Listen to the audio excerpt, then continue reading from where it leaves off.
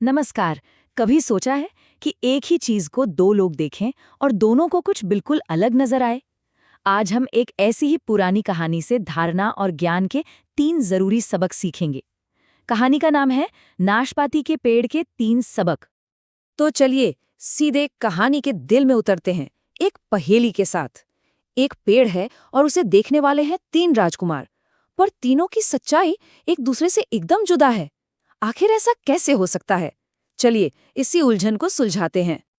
तो देखिए, यहाँ तीनों भाइयों की बातें कितनी अलग अलग हैं। एक भाई कहता है कि पेड़ एकदम सूखा और बेजान था। दूसरा कहता है अरे नहीं, हरा भरा तो था पर फल एक भी नहीं। और तीसरा, वो तो हैरान है, कहता है कि पेड़ तो फलों से लदा हुआ था। तीनों अपनी अपनी जगह सच बोल रहे थे, पर उनकी सच्चाई अधूरी थी। और यही इस कहानी का सबसे दिलचस्प हिस्सा है। तो सवाल तो यही है ना, कि भाई एक ही पेड़ इतना अलग कैसे दिख सकता है, या फिर हमारी सोच ही सच्चाई को बना देती है।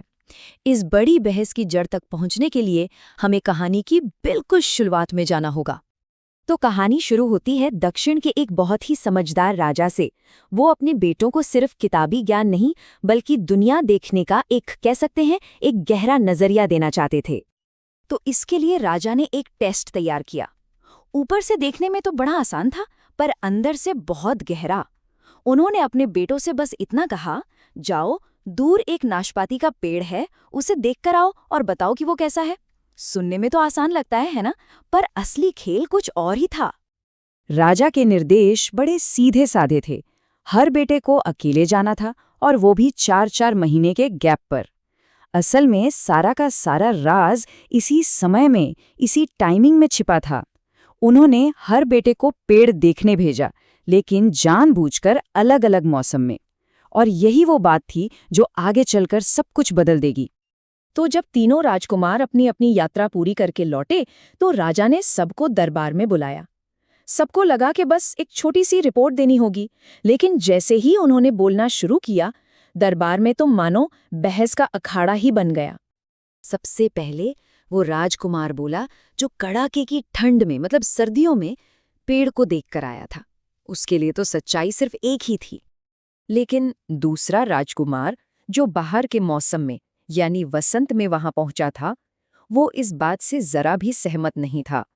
उसने पहले भाई की बात को सिरे से नकार दिया। और फिर जब तीसरे राजकुमार की बारी आई, जिसने भरी गर्मी में उस पेड़ को फलों से लदा हुआ देखा था, उसे तो पक्का यकीन हो गया कि उसके भाई या तो झूठ बोल रहे हैं या शायद कोई और ही पेड़ देख आए हैं। अब बहस तो बढ़नी ही थी। तीनों भाई अपनी अपनी बात पर अड़े हुए थे। हर कोई यही सोच रहा था कि दूसरा इतनी सीधी सी बात क्यों नहीं समझ पा रहा। मतलब वो एक ऐसी जगह पहुंच गए थे जहां से कोई रास्ता ही नहीं दिख रहा था। और जैसे ही राजकुमारों का झगड़ा अपने चरम पर पहुंचा, राजा बड़े शांत भाव से अपनी राजगद्दी से उठे और बस एक छोटी सी बात से उन्होंने इस पूरे रहस्य से पर्दा उठा दिया। राजा ने समझाया, अरे तुम्हारा झगड़ा इस बात पर नहीं है कि किसने क्या देखा। झगड़ा इस बात का है कि सबका नजरिया अधूरा है। उन्होंने कहा, तुम सबने सच देखा पर अधूरा सच, इसलिए तुम सब अपनी अपनी जगह सही भी थे और एक तरह से गलत भी। मतलब हर राजकुमार ने उस पेड़ की जिंदगी की किताब का बस एक पन्ना पढ़ा था। पूरी किताब तो मौसमों के साथ लिखी जा रही थी। उन्होंने जो देखा वो सिर्फ एक पल की तस्वीर थी, पूरी कहानी नहीं। तो पहेली तो सुलझ गई, लेकिन राजा ने सोचा कि इस मौके को ऐसे ही जाने नहीं देना चाहिए।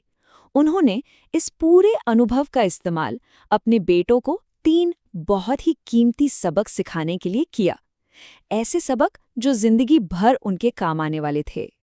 और यही हैं वो 3 सबक जो इस कहानी का असली निचोड़ हैं। पहला सबक, किसी भी चीज को पूरी तरह समझे बिना उस पर अपनी राय मत बनाओ। हमेशा पूरी तस्वीर देखने की कोशिश करनी चाहिए। दूसरा सबक है धैर्य।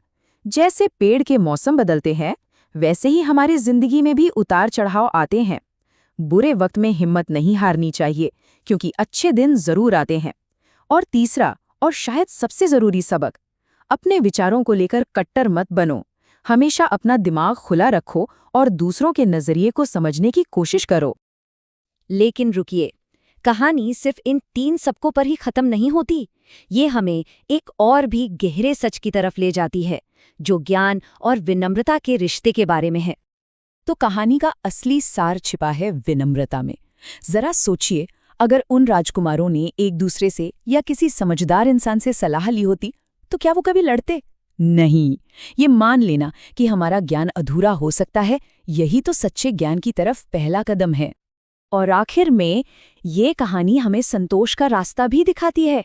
देखिए, जब हम ये समझ जाते हैं कि हमारा नजरिया छोटा है और ज्ञान बहुत बड़ा है, तो हम दूसरों से मुकाबला करना छोड़ देते हैं। तब हम इस बात को दिल से अपनाते हैं कि जो हमारे पास है वो काफी है, और असली खुशी इसी बात को मानने में है। तो ये कहानी जाते जाते हमें एक बहुत गहरे सवाल के साथ छोड़ जाती है कि हम अपनी जिंदगी में इस ज्ञान को कैसे अपना सकते हैं। अगली बार जब किसी से हमारी राय अलग हो, तो क्यों ना एक पल रुककर खुद से पूछें, क्या मैं पूरा पेड़ देख रहा हूं या सिर्फ एक मौसम? शायद बस ये एक सवाल ही हमारे सोचने का तरीका बदल दे।